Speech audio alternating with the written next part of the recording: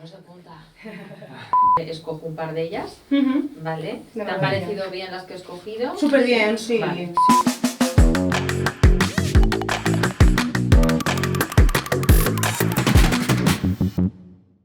Bienvenidos, esto es Saludables y hoy vamos a hablar sobre las adicciones al porno, al móvil, al alcohol, a las drogas.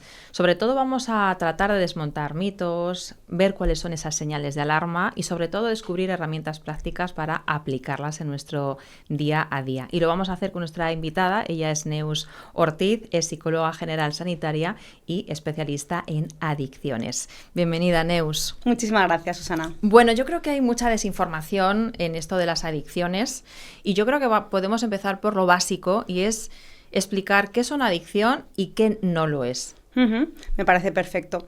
Yo lo primero que siempre digo cuando estamos hablando de adicciones es precisamente quitarle el plural a las adicciones y hablar de adicción, ¿vale? ¿Por qué? Porque el trastorno por uso de sustancias es un único trastorno y es un trastorno que se basa en un problema del circuito de la recompensa cerebral. Por tanto, lo importante no es a qué somos adictos, sino si lo somos o si no lo somos. ¿Qué significa eso? Que independientemente de la sustancia o la conducta, podemos estar desarrollando una adicción. ¿Y cuándo nos damos cuenta de que es una adicción y que ha pasado de ser algo que consumimos todos los días, ¿no? O sea, tú puedes consumir alcohol, fumar, consumir drogas todos los días, pero ¿cuándo se ha vuelto una adicción? Si nos basamos en los criterios del trastorno, estaríamos hablando de 6 claves. Una de las claves es la saliencia, que la saliencia significa que en algún momento de nuestra vida esta conducta o este consumo se está convirtiendo en lo más importante de nuestra vida. Ya todo gira en torno a ello. Luego también es que a causa del consumo de esta sustancia o conducta nos cambia el humor. Cuando estamos consumiendo estamos bien, cuando no estamos consumiendo estamos mal. También tenemos un conflicto y es que la gente que tenemos a nuestro alrededor o la escuela o el trabajo empezamos a tener problemas a causa de ese consumo. También estaríamos hablando del síndrome de abstinencia, es decir, cada vez necesito más consumo para encontrarme bien y si no lo consumo me encuentro muy mal. Eso sería el síndrome de abstinencia. Y lo último sería lo que hablamos de la recaída. Cuando yo estoy un tiempo sin consumir y me encuentro mejor, porque ya no necesito tanto consumo, he vuelto a mis hábitos saludables, vuelvo a no tener problemas con mi familia, pero por alguna razón que a lo mejor ni siquiera conozco, vuelvo a caer en ese consumo. Entonces, por criterios, si cumplimos con esos 6 criterios, estaríamos diagnosticando a alguien de trastorno por uso de sustancias. ¿Y podemos tener entonces ese trastorno si no consumimos todos los días? Totalmente. ¿Podemos no consumir todos los días y ser adicto a algo? Totalmente. ¿Por qué? Porque, por una parte, lo que estábamos diciendo, pueden haber distintas conductas adictivas durante nuestra semana, aunque pensemos que lo único dañino que hacemos es el consumir alcohol o cocaína, y no es así. Si yo durante la semana estoy obsesionada con mi trabajo y cuando salgo de mi trabajo tengo que ir preciso al gimnasio porque si no me encuentro de mala leche y luego llega el fin de semana y necesito sí o sí salir de fiesta para consumir, en realidad llevo toda la semana haciendo conductas adictivas. Mi cerebro sigue funcionando de la misma manera dañina. Claro, entonces eso me lleva a preguntarte si salimos los fines de semana y consumimos alcohol, pero luego entre semana no. Pero claro, como el alcohol está normalizado, ¿no? Yo salgo los fines de semana, me emborracho, pero como no me drogo, pues no es tan malo, ¿no? Y además no soy adicto. ¿Qué hay de cierto? Vale, todo eso va a depender de cómo te comportes en general en tu vida. Es decir, hay una cosa que a mí me hacía mucha gracia en pandemia, que no podíamos salir, que no podíamos hacer prácticamente nada, ¿no? Y la gente decía, ¡guau, qué ganas tengo de salir de fiesta, irme a una discoteca! Y yo decía, no es verdad, lo que tenéis ganas es de emborracharos. Que no, tía, que yo quiero salir de fiesta, veros, abrazaros. Y digo, vale, ponte en la discoteca sin alcohol, con la gente sudando, la gente bailando, todo el agobio. Vale, entonces no. Claro. ¿Vale? ¿Qué ocurre? Que muchas veces estamos esperando a que llegue el fin de semana para tomar. Ahí está el problema, porque el cerebro adicto es capaz de ponerse fechas. Hay mujeres adictas que pueden pasar 9 meses sin consumir, con todo el embarazo sin consumir. ¿Por qué? Porque se han puesto una fecha. Y cuando terminan esos 9 meses, vuelvo al consumo. O lo que estamos diciendo, de lunes a viernes me porto chapó, pero llega el viernes y si no salgo de fiesta y no me emborracho, me enfado. Me pongo de mal humor o incluso cambio de amigos y siempre tengo unos amigos con los que salir. No es que sea muy extrovertida, es que necesito beber sí o sí y voy a buscar con alguien con quien salir. Pues claro, ¿y entonces qué pasa con el móvil? Porque yo tengo clientas de coaching que me dicen, no, es que yo me paso horas al móvil, no hago nada más, me desconcentro 2-3 horas al día. Estamos hablando también de un trastorno si cumple esos 6 pasos, pero ¿hasta qué punto, no? Porque a lo mejor esos 6 solo se cumplen 2, no lo sé.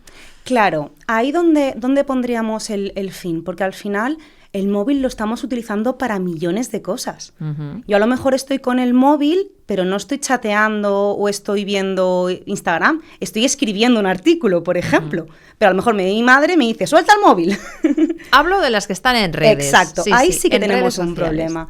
El problema de las redes sociales, bueno, ya se ha demostrado, ya se ha dicho, TikTok se creó como una droga, funciona exactamente igual que una droga a nivel cerebral, y por tanto, si yo todos los días me paso mucho tiempo mirando TikTok sin parar, haciendo scroll sin parar y se me pierden las horas, pues probablemente esté desarrollando una adicción. Y entonces, ¿cómo funciona TikTok en el cerebro, no? Pues dices, en el cerebro funciona como una droga. ¿Cómo funciona una droga en el cerebro? Vale, cuando estamos hablando de adicción o estamos hablando de drogas o conductas adictivas, tenemos que tener en cuenta un funcionamiento cerebral que es el circuito de la recompensa. El circuito de la recompensa tiene varias zonas del cerebro que están interconectadas. Tenemos por un lado el área tegmental ventral, que es una palabra complicada, pues el área tegmental ventral es aquella que segrega dopamina cuando hacemos algo. Segrega dopamina cuando hacemos algo. Y el núcleo accumbens recoge esa dopamina o no, dependiendo si ese algo nos parece interesante. Es decir, cuando algo sirve para evolucionar, para el bienestar del ser humano, para la supervivencia, la dopamina se segregará en masa y el núcleo accumbens la acogerá. Pero ojo, la dopamina no está dándonos placer, que es lo que últimamente hablamos mucho en redes. La dopamina nos está avisando, esto es importante, sigue haciéndolo. Entonces, con una droga... Te manda ese mensaje. Exacto. Te manda el mensaje de, si hay dopamina, es porque hay que repetir. Entonces, ¿qué ocurre? Que el TikTok, el alcohol, la cocaína, los porros, el sexo, generan mucha más dopamina que un abrazo de tu amiga o un café con tu prima. Entonces, al segregar tanta dopamina, el núcleo accumbens dice, wow, esto es muy importante. Si hay tanta dopamina, hay que seguir haciéndolo muchas veces. Y entonces, ¿qué ocurre? Que cuando hay tanta dopamina, se nos fastidia, ¿vale? Se nos hackea ese circuito. Y otra parte del cerebro que es muy importante es el córtex prefrontal. El córtex prefrontal nos dice, para, ya está, bastante. Tienes que irte a dormir, tienes que irte a casa o no necesitas comerte otro bombón. ¿Vale? Es las consecuencias. Cuando hay mucha dopamina, el córtex prefrontal se bloquea, deja de funcionar. Entonces, ¿qué ocurre? Que pierdes el tiempo mirando TikTok, que bebes más de la cuenta o que te genera un atracón de comida, por ejemplo. Porque no hay nadie que te diga para. Muy bien, no hay nadie al volante diciendo frena, no lo estás haciendo bien o ya es bastante por hoy. Entonces, las personas adictas lo que tienen es fastidiado el córtex prefrontal. Ya no hay consecuencias negativas o ya serán para mañana. No me lo planteo en este momento. Quiero más. Porque además ya hemos fastidiado el núcleo accumbens, se ha desensibilizado, no acoge tanta dopamina y entonces lo normal ya no nos da placer y lo exagerado tenemos que tomarlo cada vez más para que nos dé un pelincito de placer. O sea, que necesitamos cada vez más de esa experiencia, ¿no? Exacto. Para sentir lo mismo que al principio. Totalmente. Eso es lo que hablamos de tolerancia y dependencia. La tolerancia es que cada vez voy a necesitar más sustancia o más tiempo de conducta para estar bien. Y la dependencia es que llega un momento en que si no consumo, estoy mal. Empezamos consumiendo por gusto y terminamos consumiendo por necesidad. Claro, fíjate que el otro día te veía en redes hablar de la dopamina y decir, ahora que se ha puesto tan de moda, decir, no, estoy enganchado a la dopamina. Ujú. ¿Nos podemos enganchar a la dopamina, Neus? Claro, no nos podemos enganchar a la dopamina. La dopamina es lo que nos ha traído a ser seres humanos, a evolucionar, a sobrevivir. Pero la dopamina no es la que genera placer. De hecho, se ha demostrado que sin dopamina seguimos teniendo placer. Lo que no tenemos es motivación por buscarlo. Es decir, la dopamina es la que nos dice, dale más, dale más, dale más. Pero no nos genera placer. El placer viene de las endorfinas, la oxitocina, la serotonina o los propios, el sistema opiáceo cerebral. Uh-huh. El placer viene por otro lado. La dopamina simplemente es la que dice más, más, más, más. Ok. Fíjate, entonces, las personas que dicen, es que yo no consumo tanto, ¿no? Uh-huh. Vale, puedo estar enganchado, pero como no consumo tanto, a lo mejor tampoco es tan malo, ¿no? Uh-huh. ¿Cómo es la balanza, ¿no? ¿Importa la cantidad o importa más cómo condiciona tu vida de esos 6 factores de los que hablabas al principio? Yo lo haría de una manera sencilla. Llévate a esa persona de viaje y que no pueda contestar llamadas de trabajo. Uh-huh. Llévate a esa persona de viaje y que no haya un gimnasio cerca. Llévate a una persona de viaje a un país donde no haya alcohol. Uh-huh. Queda con una persona para tomar y a última hora cambia el plan. Ver cómo reacciona esa persona a esas cosas nos demostrará verdaderamente si está enganchada o no. ¿Por qué? Porque la dopamina no se segrega mientras consumimos, se segrega justo antes. Entonces, si yo ya me he hecho a la idea de que voy a quedar contigo y nos vamos a tomar unas cervezas, segrego esa dopamina, esa motivación por irme contigo de cervezas, y de repente me dices, no, acompáñame a ver a mi abuela a residencia, si me enfado mucho, es probablemente porque lo que yo esperaba hacer, que era consumir, al quitármelo, me genera muchísimo malestar. Una persona no adicta no se enfadaría. Te diría, tía, haberme avisado antes, Uh-huh. pero no se enfadaría. El adicto, cuando cree que puede consumir y no lo hace, se pone de muy, muy mal humor. Pensemos en estos críos a los que le quitamos la consola Uh-huh. y se ponen agresivos. Uh-huh. Al niño al que le quitas la tablet y se pone agresivo.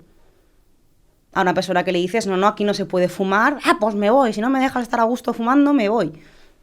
Todas estas reacciones agresivas o de malestar pueden estar demostrando que la persona necesita el consumo y si no lo tiene, no está a gusto.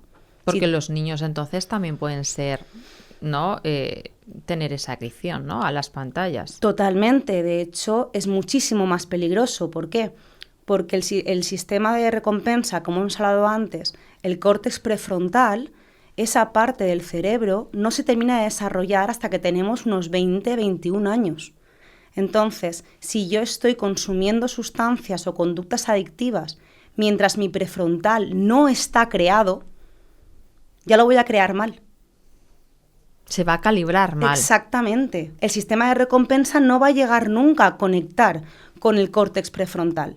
Por eso los adolescentes tienen conductas de riesgo, por eso no pueden conducir hasta los 18 años, por eso en otros países hasta los 21 no pueden beber, porque en principio es si yo empiezo a consumir algo adictivo con mi prefrontal montado, podré decir no. Pero si lo hago cuando ni siquiera está montado, lo que voy a hacer es no desarrollar bien esa parte del cerebro. Entonces, si los adultos ya podemos desarrollar una adicción, imagínate los adolescentes o incluso los niños que todavía no han desarrollado esa parte del cerebro. Y cómo, claro, tú como terapeuta, como psicóloga, no sé si estás viendo que te llegan a tu consulta o que llegan a ti casos cada vez más jóvenes. No sé si eso también tiene que ver con que los padres estén muy pendientes, que identifiquen, que detecten. ¿Cómo ves ahora mismo a la juventud desde tu puesto como sanitaria? Pues para mí hay dos cosas que están resultando muy peligrosas. Una es el poder tener un teléfono móvil, una tablet o un ordenador desde muy temprana edad con esas redes sociales. ¿Por qué? Porque lo que estamos diciendo, si yo ya estoy mirando una sustancia adictiva, por llamarlo de alguna manera, como es el TikTok, tengo más posibilidad de desarrollar esa adicción. Entonces estoy mucho tiempo buscando esa gratificación. Luego, ¿qué ocurre? ¿Para qué utilizo yo las redes sociales? Para huir de mi malestar. Si me he enfadado con mi madre o con mi amiga del cole, o mi novio no me contesta, o he suspendido un examen, yo me voy a las redes a olvidarme de lo que me está pasando, que es lo mismo que hace un adulto consumiendo sustancias. Evado lo que estoy sintiendo, huyo de lo que me hace daño y me pongo a ver vídeos de gatitos que me generan bienestar y me generan ternura. Pero en realidad ahí hay un problema de gestión emocional. No estoy gestionando mi rabia, mi frustración. Lo que hago es huir de ella buscando algo que me gratifica inmediatamente, como son, pues eso, las redes sociales o los likes. Si yo hoy me encuentro fea, me hago una foto y la cuelgo a Instagram y de repente tengo 150 likes, pues ya no me veo tan fea. Pero yo no he gestionado nada. Ahora imagínate que solo tiene 2 likes. ¿Cómo me voy a sentir? Todavía voy a estar más hundida. ¿Y llegan a ti cada vez más jóvenes? ¿Hay necesidad de acudir a un terapeuta? Llegan cada vez más jóvenes, llegan por problemas directamente con las redes sociales o llegan porque las redes sociales, como estamos diciendo, como ya desarrollan la adicción, la facilidad de entrar en las drogas es mucho más rápida. Porque, a ver, yo no entro en las drogas porque en la calle me las estén vendiendo. Yo entro en las drogas porque las necesito, porque soy yo quien las busca, ¿no? Cuando éramos más jóvenes era las malas compañías han llevado a mi hijo y mis pacientes dicen, no mamá, las malas compañías era yo. Uh-huh. El que quiere consumir lo busca y lo encuentra.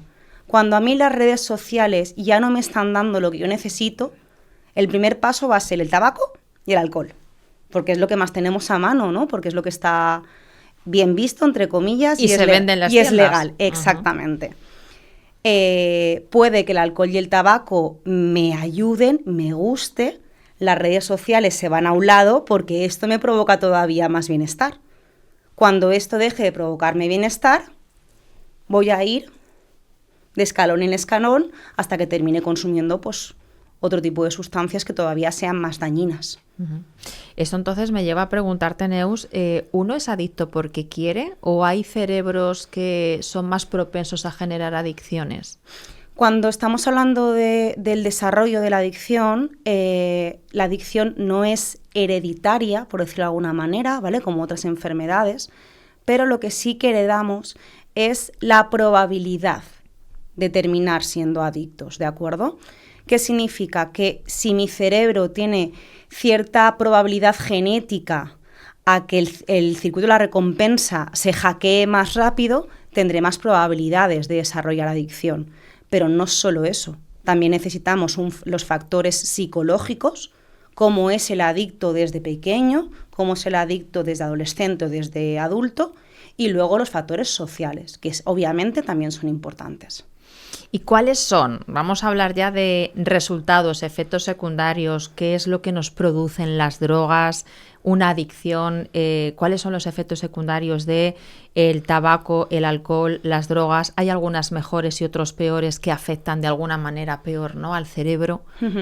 A ver, para empezar, lo que es el propio consumo, cada sustancia nos va a generar una cosa en el cerebro diferente. Para eso están creadas. No es lo mismo fumarme 10 cigarrillos que fumarme 10 porros o 10 gramos de cocaína. Uh-huh. Entonces, como inmediatez, hay sustancias mucho más dañinas que otras. Yo puedo estar 1 hora mirando TikTok y luego coger el coche y irme a mi casa. Yo no puedo estar 1 hora tomando cubatas y luego coger el coche y irme a mi casa, ¿cierto? ¿No? Lo comprendemos.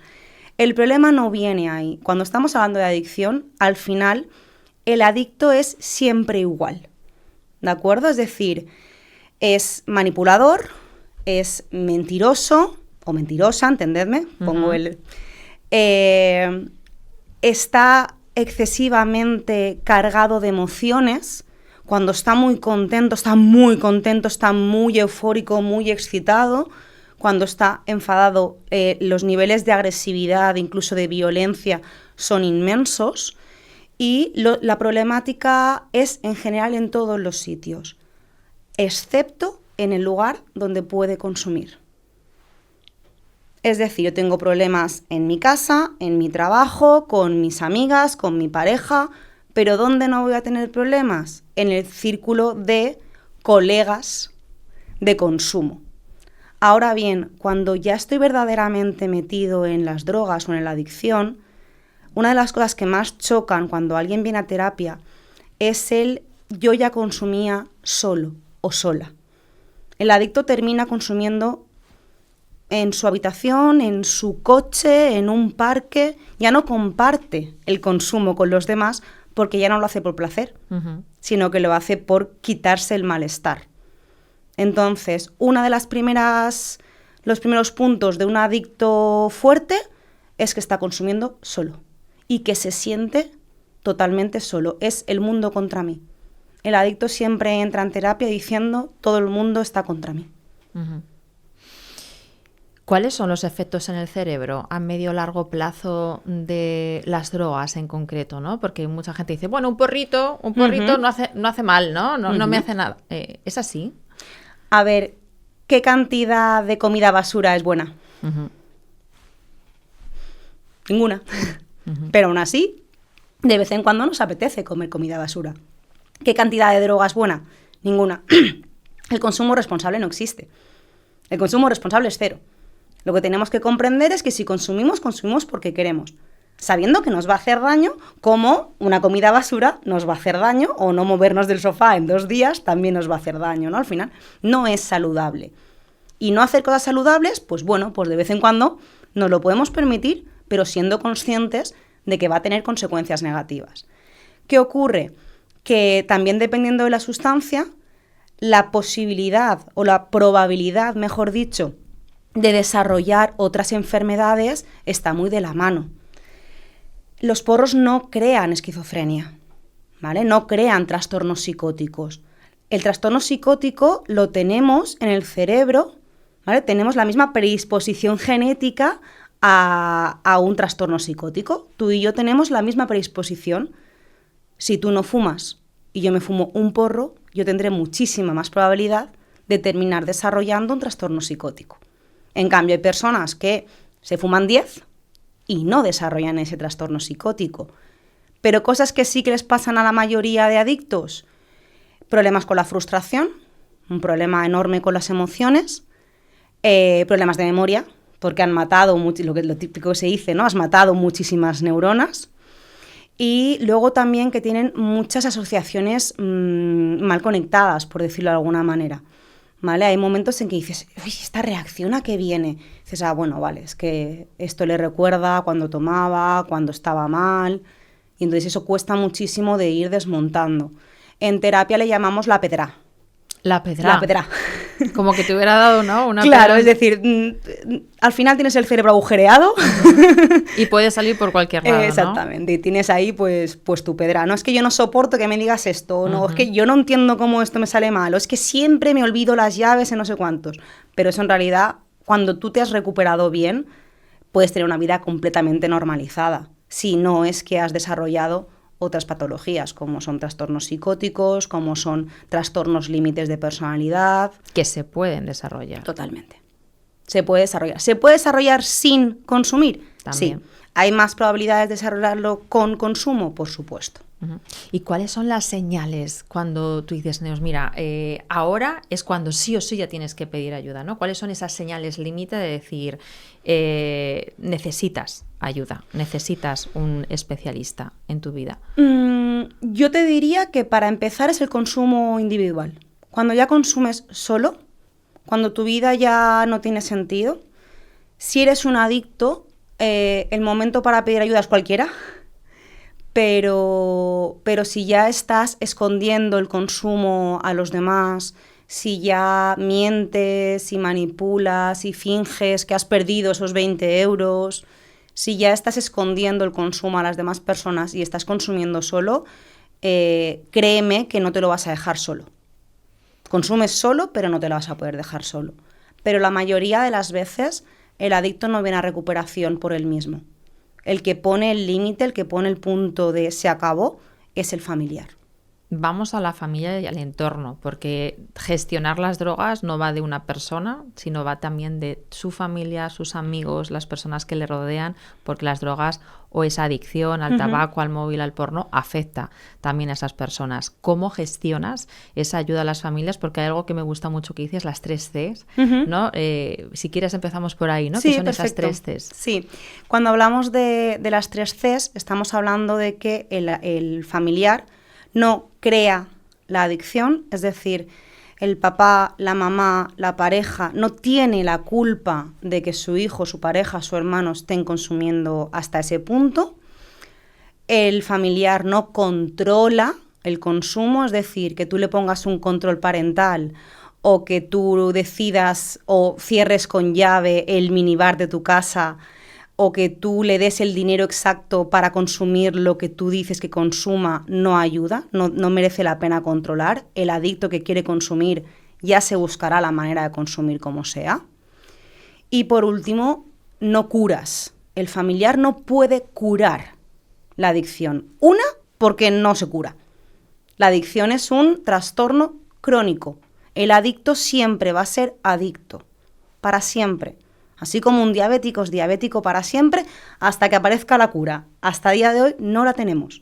El adicto la persona que desarrolla una adicción será adicta para siempre. Y esto es muy importante que lo tengamos en cuenta. Sí, porque entonces no se puede beber un poquito, fumar un poquito, ver el móvil un poquito. No, no se puede. A ver, con las conductas es diferente. Por ejemplo, acabas de decir del móvil, ¿vale?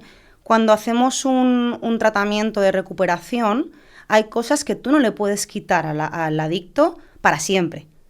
Tiene que comer, tiene que tener, si quiere, relaciones sexuales y tiene que tener un móvil y puede llegar a tener redes sociales si quiere.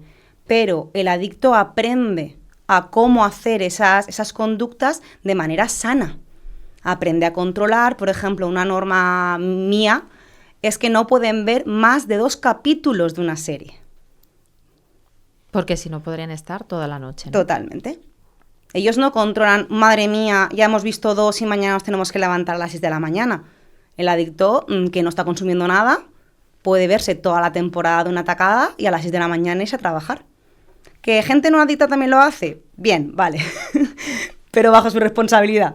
El adicto tiene la pauta de que más de 2 capítulos no es sano.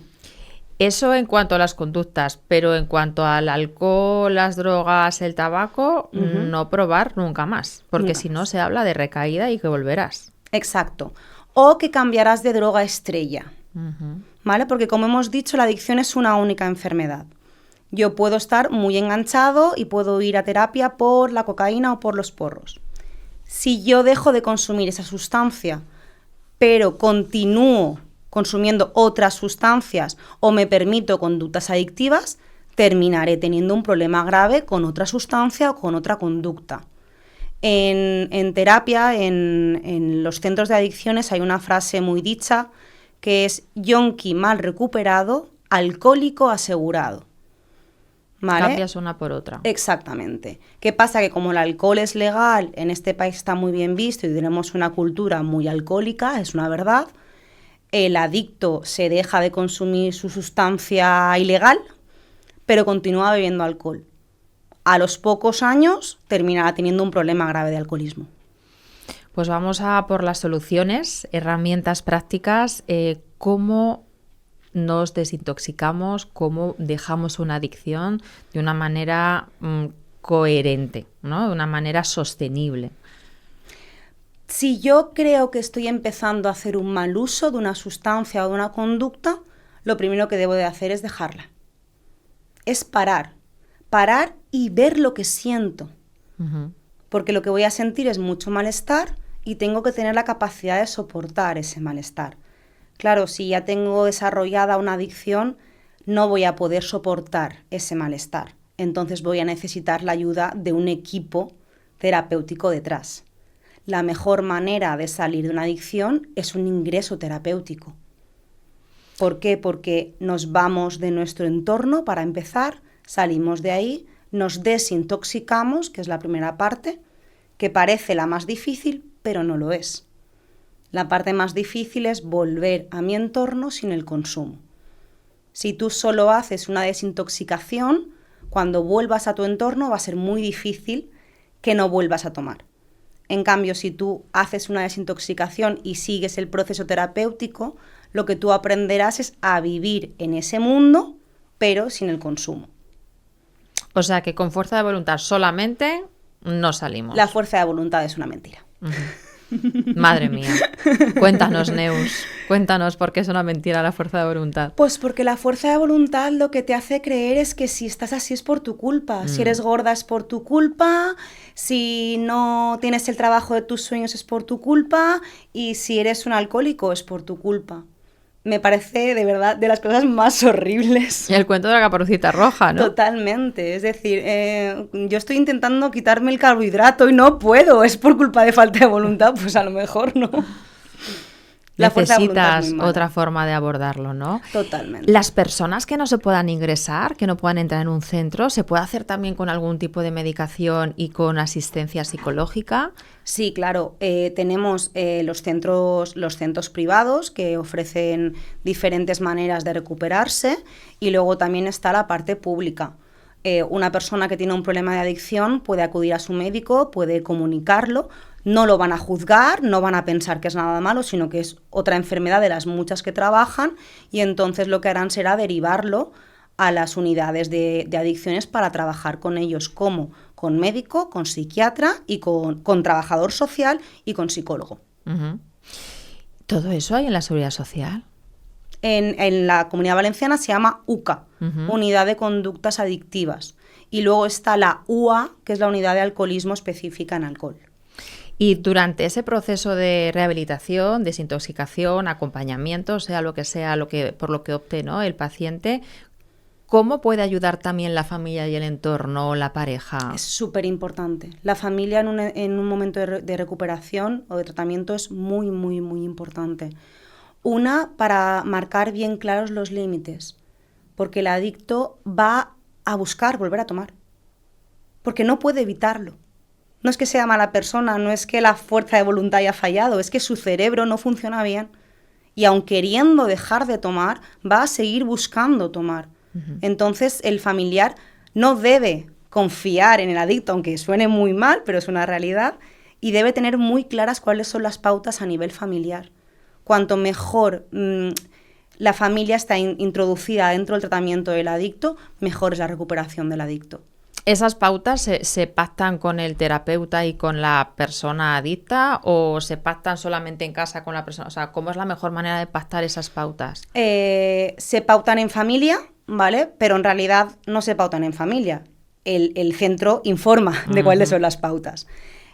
Luego ya sí que es cierto que el terapeuta no se puede meter en la casa del adicto a ver lo que pasa. Entonces, una de las cosas más ideales es que no haya alcohol en tu casa. Pues va a haber familias que lo van a aceptar y van a haber familias que no lo van a aceptar. El adicto va a tener que soportar vivir en una casa que hay alcohol porque sus familiares no han aceptado quitar el alcohol. ¿Un vino? Un lo que sea. ¿Una cerveza? A ver, hace años se hablaba del el alcohólico puro que se bebía a la colonia, ¿verdad? Eso lo hemos oído en algunos sitios. Aunque el adicto no sea puramente alcohólico, va a necesitar calmar su malestar como sea. Y si tú tienes un vino para cocinar en tu casa, yo he tenido pacientes que han ido vaciando el vino de cocinar de su madre y le han puesto agua. Uh-huh. Todo por calmar, ¿no? Todo por calmar el malestar. Entonces, cuanto menos estímulos tenga el adicto en casa o a su alrededor, muchísimo mejor estará. Entonces, si yo soy el padre, la madre, la pareja de ese adicto, el amigo de ese adicto, y acepto esas pautas, va a ser más fácil para esa persona. Para ir terminando, Neus, ¿cuánto tiempo tarda una persona? Que yo sé que esto es muy personalizable, ¿no? Pero en ese centro donde se le ingresa o en esa maravillosa red que tiene la sanidad pública, ¿cuántas semanas o meses tarda más o menos un cerebro medio en recuperarse? Va a depender muchísimo de la problemática base. Uh-huh. Porque no va a ser lo mismo una persona que ha desarrollado una adicción por un problema de gestión emocional que una persona que ha desarrollado una adicción por huir de un trauma una persona que haya desarrollado una adicción y viva en un entorno excesivamente complicado. Entonces no hay datos, no hay fechas. De hecho, esos centros que hablan de recuperación en 1 mes, recuperación en 3 meses, no es real. Es lo que hablamos, el adicto no se va a curar nunca y la recuperación va a ser día a día. Uh-huh. Hay pacientes que llevan 2 años sin tomar, pero siguen viniendo a terapia porque trabajar sus problemas de pareja o en el trabajo o emocionales realmente les está impidiendo volver a caer. Hablas de trauma, hablas de falta de gestión emocional. Yo no sé si los traumas son peores o más difíciles de superar que una gestión emocional del día a día. No sé si cuanto más tenga del pasado, más huella y más difícil es. Sí. Los traumas dejan una huella cerebral muy fuerte. El trauma es una de las cosas que más intentamos huir, hasta el punto de que las personas con un trauma pueden llegar a disociarse, ¿no?, de su propio cuerpo, y el que no llega a disociarse buscará excesivamente el consumo de cosas que le ayuden a disociar, ¿no?, o apartarse del dolor. Entonces hay que trabajar mucho con la persona traumatizada, pero claro, no lo podemos trabajar mientras está bajo los efectos del consumo. Tenemos que primero quitar el consumo, trabajar la adicción como tal, y cuando la adicción ya está medianamente controlada, ya meternos de nuevo. Porque si yo vuelvo a activarle las emociones del trauma a una persona que no lleva muy bien su recuperación, va a ser muy difícil controlar que no vuelva a consumir. Uh-huh. Bueno, por lo menos sabemos que hay luz al final del túnel. Totalmente. Que hay que ponerse en manos de especialistas y que hay que estar muy pendientes de esas señales de alarma. Uh-huh. Aquí en este podcast, Neus, también tenemos como seña de identidad que los expertos que venís os humanicéis, también seáis fuente de inspiración para las personas que nos están escuchando y viendo. Y me gustaría que nos compartieras algún hábito saludable, por ejemplo, qué es lo que haces tú en los momentos de mayor ansiedad, de mayor estrés, como para volver a tu foco, para desestresarte, para encontrar esa calma. Pues yo te diría que una de las cosas más importantes en salud mental es la red.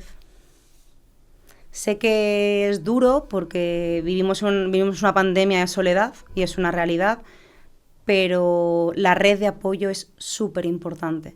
Si tú tienes con quién hablar, alguien que no te juzga, alguien que te está escuchando, alguien que te apoya o te abraza en el momento más duro, eso es salud mental. Y para mí es una de las cosas más importantes. Yo estoy muy, muy orgullosa y me siento una privilegiada por la red de apoyo que tengo a mi alrededor, que en momentos difíciles han estado ahí al pie del cañón conmigo. Uh-huh. Creo que es mejor que cualquier medicina y a veces mejor que cualquier psicólogo, fíjate lo que te digo. Claro que sí, porque son los que mejor te conocen también, ¿no? Y si además tus amigas son psicólogas, pues imagínate. Es que tú llevas ventaja. Claro, que llevo ventaja. Una frase o un recordatorio que te digas a ti misma en esos momentos en el que todavía no te ha llamado tu amiga, todavía no has echado mano de tu pareja o de tu familiar, ¿no? Uh-huh. Para recordarte que de todo se sale o cuando un día se complica, ¿eh? No puedes con todo y no pasa nada. Uh-huh. A mí lo que de hecho me ha hecho caer, y estuve bastante enfermita durante unos meses, tuve que coger baja y todo por problemas de migraña, era migraña por estrés. Sí, soy psicóloga y he tenido migrañas por estrés. Lo que me salvó de salir de ahí, lo primero fue aceptar y admitir que no puedo con todo y que no pasa absolutamente nada. Y aparte de rediseñar tu agenda, ¿no? Totalmente. Porque también das charlas, conferencias, dejaremos también tus redes para que la gente te siga. Tienes una vida muy prolífica, claro. Y te dedicas a muchas cosas, no solamente tienes tu consulta y ya, ¿no? Claro, ahí lo que pasa es precisamente el que se dedica a lo que le gusta no trabajará nunca. Mentira, el que dijo eso no trabajó nunca. De hecho, creo que los que nos dedicamos a lo que nos gusta, si no nos damos cuenta, podemos llegar a ser esclavos de ese trabajo. Entonces, una cosa que también recomiendo es no solo somos nuestro trabajo, hay otros ambientes y hay otras cosas. Tenemos que diversificar y hacer cosas que no tengan nada que ver con nuestro trabajo. Qué importante disfrutar y tener nuestros hobbies, nuestros socios, ¿no? Exactamente. Si no me sé espejar de manera sana, me espejaré de manera adictiva. Bien, pues vamos con las consultas de la audiencia, que ya sabes que aquí nos mandan sus propias preguntas, y tenemos el caso de Lucía, de 35 años, que te pregunta: trabajo, tengo pareja y hago vida normal, pero cuando estoy nerviosa necesito alcohol o el móvil para calmarme. ¿Cómo sé si esto ya es un problema y qué puedo hacer para dejarlo? Voy a empezar por la segunda respuesta, o sea, por la segunda pregunta. Voy a buscar otra manera que no me genere una cantidad de dopamina excesiva para calmarme. No será tan rápido, no será tan efectivo, pero será más sano. Vamos a coger un libro, vamos a coger un crucigrama, vamos a hacer sentadillas, vamos a ponernos a cocinar o vamos a hablar con esa amiga o con la pareja. Vamos a buscar algo que no me dé el placer inmediato. Eso nos ayudará a controlar mejor lo que siento, porque también tenemos que sentir las emociones negativas. No tenemos siempre que estar huyendo de ellas. Entonces, si yo busco algo que me calma más lentamente, el resultado será más positivo. ¿Cómo sé si estoy enganchada? Si pruebo a hacer estas cosas y aún así no lo consigo. Ahí es donde está el problema, ¿no? Exacto. Bien, pues tenemos a Javi, de 44 años, que te dice: mi hermano es adicto a las drogas, aunque dice que lo tiene controlado, pero en casa miente, tiene cambios de humor, desaparece dinero. ¿Cómo podemos ayudar sin convertirnos en policías suyos y sin destrozarnos como familia? Esto es lo más duro que yo tengo que decir en mi trabajo, aparte de el paciente se ha suicidado, esa es la peor de todas, pero la anterior es esta. Y nosotros hablamos de el amor duro. Mientras el adicto tenga una red donde poder dormir, comer y medio ducharse, porque llegan a ni siquiera, va a continuar con el consumo. Mientras la familia no pare de amenazar, pero sin cumplir, el adicto va a seguir consumiendo. El adicto tiene que tocar fondo. Y muchas veces para tocar fondo, los que tienen que hacerle tocar fondo son los familiares. Entonces, desgraciadamente, yo a esos familiares lo que les recomiendo es echar de casa a esa persona. No te puedo asegurar que se vaya a recuperar. Lo que sí que te puedo asegurar es que si no lo haces, no se recuperará ni él ni tú. Wow, duro, ¿eh? Durísimo. Y yo no diría esto si no hubiese visto centenares de familias que gracias a esto han recuperado a un hijo, a un hermano, a una pareja, etc. Te basas en la evidencia al final. Sí. Me baso en que hay familias que no nos hacían caso, no lo echaban. Años de trabajar con las familias y al final cuando lo echan es cuando recuperan. Pues Neus, yo estaría aquí hablando contigo horas. Sí, yo. Horas. Tenía muchísimas más preguntas, pero yo creo que nos ha quedado un podcast redondo. Creo que hemos hablado de lo más importante. Gracias por darnos luz, por ser tan clara. Tienes una forma de comunicar muy honesta, muy directa, pero sobre todo muy clara, y creo que llegas al corazón de las personas también de esa manera. Gracias. A ti por invitarme. Bueno, pues si conocéis a alguien a quien le pueda gustar, necesitar este episodio, reenviárselo. Nosotros estamos aquí para vosotros, para generar esos hábitos saludables, para que tengáis mayor bienestar en vuestro día a día. Nos vemos en el siguiente episodio. Cuidaros mucho.